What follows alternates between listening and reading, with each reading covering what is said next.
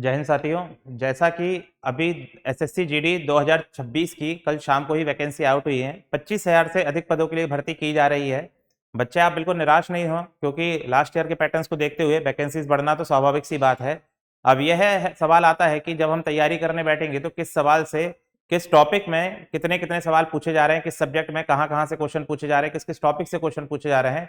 तो उसका थोड़ा डिटेल अपन एक डिस्कशन यहाँ पर कर लेते हैं, ताकि जब भी आप अब तैयारी करने बैठेंगे तो आपको पता रहेगा कि किस चैप्टर से हमें कितना पढ़ना है, कितने नंबर का वेटेज बनता है, तो उतना ही हम पढ़ें ताकि अनावश्यक ना पढ़े और हम अपने दिए गए समय में 3 से 4 महीने में टारगेट को अचीव कर सके। तो आइए अपन शुरू करते हैं। पहले गणित से शुरुआत कर लेते हैं कि गणित में कहाँ से क्या क्या पूछा जाता है मैथ्स में। तो मैथ्स में आप देखेंगे अपन ने 2 वर्ष का यहाँ पर डिटेल लिया है, 2 वर्ष की कंपैरिजन ली है कि आपके 2024 में कितने सवाल पूछे गए थे और 2025 में कितने पूछे गए थे। ठीक है ना। तो पहला जो है रेशियो एंड प्रोपोर्शन, अनुपात समानुपात से 2024 में यहाँ 2 से 3 सवाल पूछे गए थे और लास्ट ईयर यहाँ पर 1 से 2 सवाल पूछे गए थे 2025 में। ठीक है ना। इसी तरह एजेस से देखेंगे, आयु वाले टॉपिक से देखें, एक सवाल के आने की संभावना बनती है 2024 में, 2025 में भी। एवरेज औसत से देखेंगे अगर, तो औसत में देखें आप 1 से 2 सवाल का यहाँ वेटेज रहता है, कि मतलब 1 से 2 सवाल ही पूछे जाएंगे यहाँ से आपसे। इसी तरह मिक्सचर एलिगेशन, मिश्रण वाले पार्ट से आपसे 2024 में तो कोई सवाल नहीं पूछा गया था, 2025 में इसमें 0 से 1 सवाल देखने के लिए मिला था अपन को। टाइम एंड वर्क, आप सभी बच्चों का सबसे फेवरेट टॉपिक, समय और कार्य, इसमें कितने सवाल पूछे जाते हैं तो देखे जरा, 2024 में 1 से 2 सवाल का वेटेज बनाता और यहाँ पर करीब 2 सवालों का वेटेज बनाता है यहाँ से। ठीक है ना। फिर टाइम, स्पीड एंड डिस्टेंस, समय चाल वाले कॉन्सेप्ट से कितने आते हैं बेटा, तो यहाँ से करीब 1 सवाल आने की संभावना बनती है। तो अगर 1 सवाल आने की संभावना बनती है तो ज्यादा डिटेल में नहीं पढ़ना होता है। ठीक है ना। अपन को कितना पढ़ना है जिसमें अपन उतना कर पाए जो एग्जाम में पूछा जाए, इसके लिए ये स्टडी आपको काम भी आएगी बेटा। ठीक है। सिंपल इंटरेस्ट, साधारण ब्याज, साधारण ब्याज से कितना बच्चे, 1 से 2 आपके एक क्वेश्चन यहाँ पर बनाता है, यहाँ 1 से 2 क्वेश्चन बनाता है आपका 2024 और 2025 में। चक्रवृद्धि ब्याज, कंपाउंड इंटरेस्ट में, तो ये देखें, ये यहाँ पे 1 से 2 टॉपिक की संभावना बनती है, यहाँ से 1 से 2 क्वेश्चन की संभावना बनती है 2024 में भी, 2025 वर्ष में भी। नंबर सिस्टम से आपका देखा जाए तो यहाँ पर 2024 में 1 से 2 सवाल पूछे गए थे और अगर 2025 में 2 से 3 सवाल यहाँ से पूछे गए हैं। तो अगर देखा जाए तो नंबर सिस्टम वाले पार्ट को अपन ये कह सकते हैं बेटा कि ये आपका कैसा रहेगा, इंपॉर्टेंट टॉपिक रहेगा। ठीक है ना।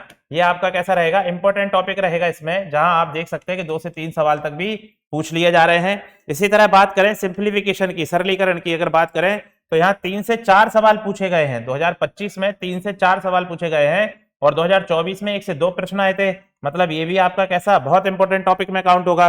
प्रॉफिट लॉस, लाभ हानि वाले टॉपिक में अगर अपन देखें तो यहाँ भी देखें अपने पास में कितने सवाल पूछे गए हैं, 2 से 3 इस वर्ष में भी और 2 से 3 पिछले वर्ष में भी। मतलब ये तय हो गया कि प्रॉफिट लॉस से 2 से 3 सवाल आने ही आने हैं।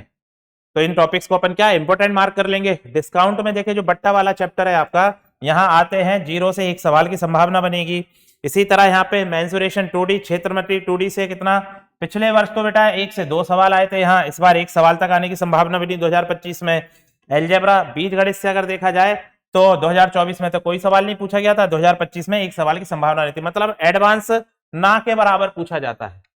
ठीक है। तो एडवांस में भी आप क्या पढ़ के जाएं बेटा, मेंसुरेशन 2D ही पढ़ के जाएं, क्षेत्रमिति 2D पढ़ के जाएं और एलजेब्रा का छोटा बेसिक देख लें क्या पूछा था, उससे ही काम करेंगे अपन, ज्यादा उस पर हाथ पैर नहीं मारने हैं। मेन आपको कहां पर काम करना है बच्चे, तो मेन जो अपने पास में टॉपिक है बेटा जिन पे अपन काम करेंगे, तो एक टॉपिक है आपका कौन सा, नंबर सिस्टम है। ठीक है। एक टॉपिक कौन सा है आपका, सिंप्लीफिकेशन है, एक प्रॉफिट लॉस है। तो ये जो टॉपिक है आपके, जहां पर ये कंपाउंड इंटरेस्ट है, सिंपल इंटरेस्ट है, आपके पास में एवरेज है बेटा, एक रेशियो प्रोपोर्शन है। तो इन टॉपिक्स को आपको क्या करना है बेटा, प्रायोरिटी पे रखना है। ठीक है ना। पढ़ने बाकी भी हैं, ऐसा नहीं है कि बाकी छोड़ देना है, लेकिन पहले इन टॉपिक्स को कंप्लीट करना है, क्योंकि यहाँ से आपके अधिकांश सवाल बन रहे हैं गणित में। समझ में आ रही बात ये। ठीक है ना। तो ये तो चलो गणित की बात हो गई अपने। गणित के बाद अब हम बात करते हैं, अब आगे चलते हैं। तो गणित के बाद बात करते हैं रीजनिंग में, कि रीजनिंग में कहां से कितना कितना पूछा जाता है बेटा। तो यहाँ पर देखें कोडिंग डिकोडिंग, तो यहाँ पर अगर अपन देखें तो बेटा कोडिंग डिकोडिंग से कितने सवाल बनते हैं, तो यहाँ भी 2 सालों की अपन ने तुलना ली है ताकि आपको थोड़ा आसानी हो जाए उसमें काम करने में। तो 2024 वर्ष और 2025 वर्ष में तो कोडिंग डिकोडिंग में 2 से 3 सवाल यहाँ भी, तो 2 से 3 सवाल यहाँ भी। तो ये कैसा टॉपिक है, इंपॉर्टेंट टॉपिक है बेटा आपका। वेन डायग्राम में देखें तो वेन डायग्राम में कितना, 2024 में तो 1 से 2 सवाल थे, यहाँ पर इस बार 0 से 1 सवाल की संभावना बनी बच्चे आपके। सिटिंग अरेंजमेंट में देखें तो सिटिंग अरेंजमेंट में यहाँ पर 2024 में 2 से 3 क्वेश्चन पूछे गए थे, इस बार 1 से 2, तो ये भी इसमें इंपॉर्टेंट टॉपिक में काउंट किया जाएगा। ब्लड रिलेशन में देखें अपन तो लास्ट ईयर भी 2024 में भी 0 से 1 सवाल, 25 में भी 0 से 1 सवाल आपका। कैलेंडर में अगर अपन देखें तो कैलेंडर में कितना बच्चा, ये भी 0 से 1 और ये भी 0 से 1 सवाल बनाता है यहाँ पर। नंबर सीरीज को ध्यान से देखेंगे अपन तो वर्ष 2024 में 3 से 4 सवाल पूछे थे और इस वर्ष भी 2025 में भी कितने 3 से 4 सवाल पूछे गए। तो ये टॉपिक है मोस्ट इंपॉर्टेंट टॉपिक, ठीक है ना। तो नंबर सीरीज रीजनिंग में सबसे इंपॉर्टेंट टॉपिक में काउंट होगा बेटा आपका, ठीक है। एनालॉजी की बात करेंगे तो एनालॉजी में देखें आप 1 से 2 सवाल का ही वेटेज दिया जा रहा है बच्चे, एनालॉजी में 1 से 2 सवाल का ही वेटेज रखा है इसने। मिसिंग नंबर में देखें आप तो मिसिंग नंबर में देखें 1 से 2 सवाल का वेटेज है बेटा यहाँ भी, ठीक है। अब यहां पर अपन देखें ये है ऑड वन आउट, ठीक है ना। ऑड वन आउट में अगर अपन देखें तो 2024 में 2 से 3 सवाल और 2025 में 3 से 4, तो ये भी मोस्ट इंपॉर्टेंट टॉपिक में काउंट होगा रीजनिंग में, ठीक है ना। फिर इसके बाद मैथमेटिकल ऑपरेशन की बात करूंगा मैं, तो यहाँ 1 से 2 सवाल, यहाँ भी 1 से 2 सवाल। इसी तरह मैं बात करूंगा मिरर एंड वाटर इमेज की, तो यहाँ पर भी 2024 में 1 से 2 सवाल थे, यहाँ 0 से 1 सवाल का वेटेज बना था। आपका पेपर कटिंग में अनफोल्डिंग में देखें तो 0 से 1 सवाल और यहाँ पर भी 0 से 1 सवाल। स्लॉक्स में देखें, स्लॉक्स में अगर देखें अपन तो 2024 में बेटा यहाँ 2 से 3 सवाल पूछे गए हैं, ठीक है, और 2025 में 1 से 2, तो इसको भी इंपॉर्टेंट टॉपिक में काउंट किया जाएगा। बात समझ में आ रही है। तो जैसा कि आप देख पा रहे हैं आपके इतने टॉपिक्स हैं, तो इसमें सर कौन कौन से वो रहेंगे जिनको हम बिल्कुल प्रायोरिकता पे पढ़े, मतलब अपन प्रायोरिटी पे पढ़ेंगे। तो पहला रहेगा बेटा आपका कौन सा, कोडिंग डिकोडिंग वाला, ठीक है। दूसरा कौन सा टॉपिक रहेगा आपका, सिटिंग अरेंजमेंट वाला। तीसरा कौन सा टॉपिक रहेगा आपका, नंबर सीरीज वाला, ठीक है। चौथा कौन सा टॉपिक रहेगा बच्चे आपका, ऑड वन आउट वाला। पांचवा कौन सा टॉपिक रहेगा बच्चे आपके पास में, ये स्लॉक्स वाला, ठीक है। तो ये जो वो टॉपिक है जो आपको कैसे पढ़ना है, प्रायोरिटी पे, या फिर आप ये कह सकते हैं ये कैसे है बेटा आपके मोस्ट इंपॉर्टेंट टॉपिक है किसके अंदर, रीजनिंग के अंदर। तो इन टॉपिक्स पे ज्यादा मेहनत करनी है। देखो पढ़ने तो बाकी भी है, लेकिन अब आपको ये पता चल गया कि अगर मैं रीजनिंग पढ़ूंगा और रीजनिंग में अगर मैं कोडिंग डिकोडिंग पढ़ूंगा तो थोड़ा डिटेल में अच्छे से पढ़ूंगा, और अगर मैं यहाँ पर वेन डायग्राम पढ़ रहा हूँ तो वेन डायग्राम को उतना डिटेल में पढ़ने की जरूरत नहीं है मेरे को, क्योंकि दिए गए समय में अपन को कोर्स पूरा करके काम करना होता है। दिक्कत सीधी बात है ये। तो इसी तरह आप देख सकते हैं कि ये सब टॉपिक इंपॉर्टेंट है आपके रीजनिंग में। उम्मीद कर रहे हैं समझ पा रहे होगे आप ये जानकारी किस लिए ले रहे हैं अपन, ठीक है ना। तो अभी अपन ने गणित का देख लिया, रीजनिंग का आगे चलते बच्चे अपन आगे देखें आगे किसमें अपन को जानकारी मिलने वाली है। तो यहाँ पर अपन किसकी बात कर रहे हैं, जीके और जीएस की बात कर रहे हैं बेटा। किसकी बात कर रहे हैं, जीके और जीएस की बात कर रहे हैं। तो अगर अपन देखें पॉलिटी, अगर पॉलिटी में देखें तो अपने पास वर्ष 2024 में 2 से 3 सवाल पूछे गए थे, 2025 में भी 2 से 3 सवाल पूछे जाएंगे। ज्योग्राफी में मैं बात करूं तो ज्योग्राफी में 2024 में 3 से 4 और इस वर्ष में 2 से 3 सवाल पूछे गए। हिस्ट्री में अगर मैं बात करूं इतिहास में तो 3 से 5 सवाल थे 2024 में, 3 से 4 सवाल है किसमें, 2025 में। साइंस में मैं बात करूं तो साइंस में यहाँ 2024 में तो 4 से 5 बहुत सवाल पूछे गए थे, लेकिन अपने इस वर्ष में 2 से 3 सवाल पूछे गए।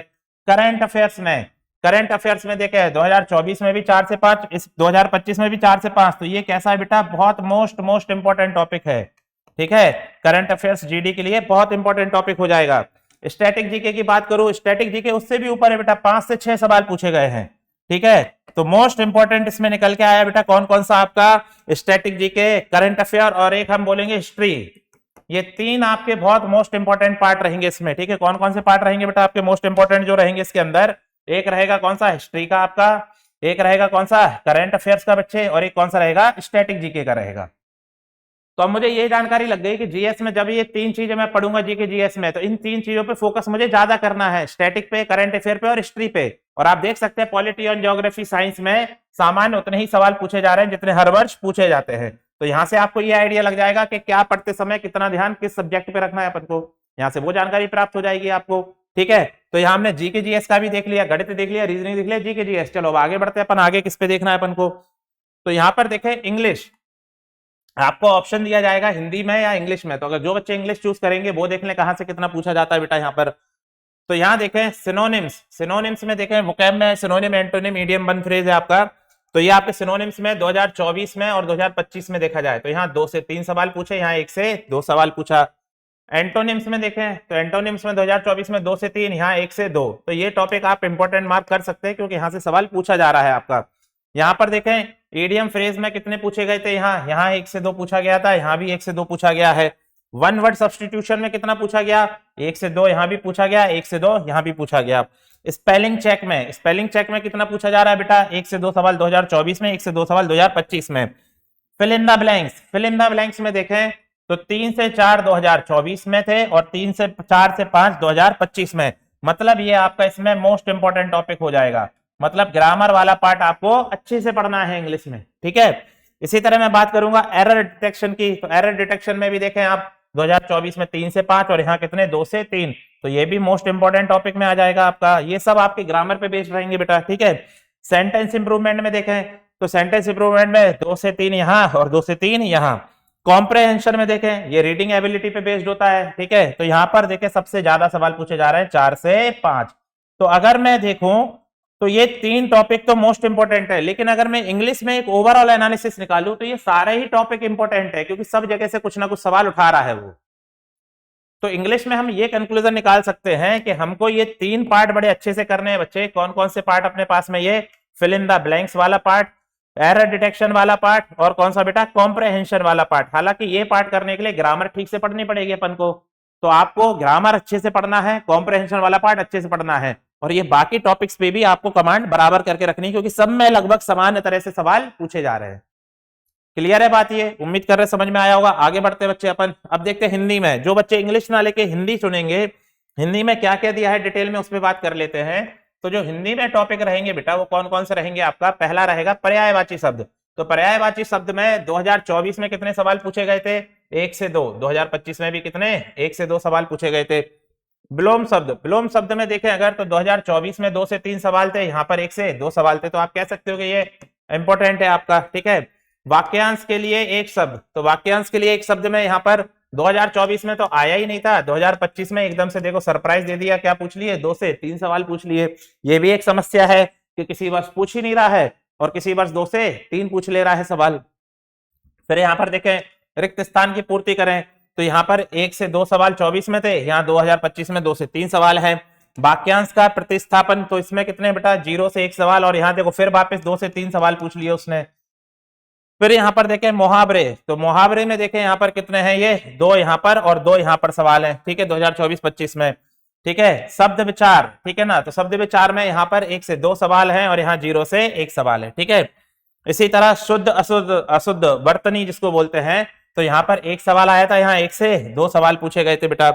वाक्य शुद्धि, तो यहाँ पर देखें तो कितने सवाल थे, यहाँ 2 से 3 सवाल थे और यहाँ पर 1 से 2 सवाल हैं। यहाँ पर देखें लिंग वाच्य कारक, तो यहाँ पर 0 से 1 यहाँ पर सवाल थे और यहाँ पर कितना था, 1 सवाल था बेटा। यहाँ पर देखें अपठित गद्यांश अनुच्छेद, तो यहाँ पर देखें ये सबसे इंपॉर्टेंट है, 5 सवाल पिछले साल भी पूछे गए, 5 सवाल 2025 में भी पूछे गए। संज्ञा सर्वनाम क्रिया विशेषण, यहाँ सवाल पूछता भी है और नहीं भी पूछता है। तो अगर हिंदी में भी मैं देखूं तो सभी टॉपिक आपके सामान्य हैं। 1-2 टॉपिक ऐसे हैं जिन्हें आप बहुत, ये कह सकते हो कि बहुत इंपॉर्टेंट है, जैसे ये अपठित गद्यांश वाला अनुच्छेद वाला भाग है आपका, एक आपका ये रिक्त स्थान की पूर्ति वाला है बेटा, एक आपका वाक्यांश के शब्द के लिए है, एक आपका ये वाला है विलोम शब्द। तो ये आपके मोस्ट इंपॉर्टेंट हो सकते हैं, लेकिन इंग्लिश और हिंदी दोनों में ही एक चीज देखने मिली कि सभी से सवाल बराबर वेटेज में पूछे जा रहे हैं, 2-3 टॉपिक को छोड़ के।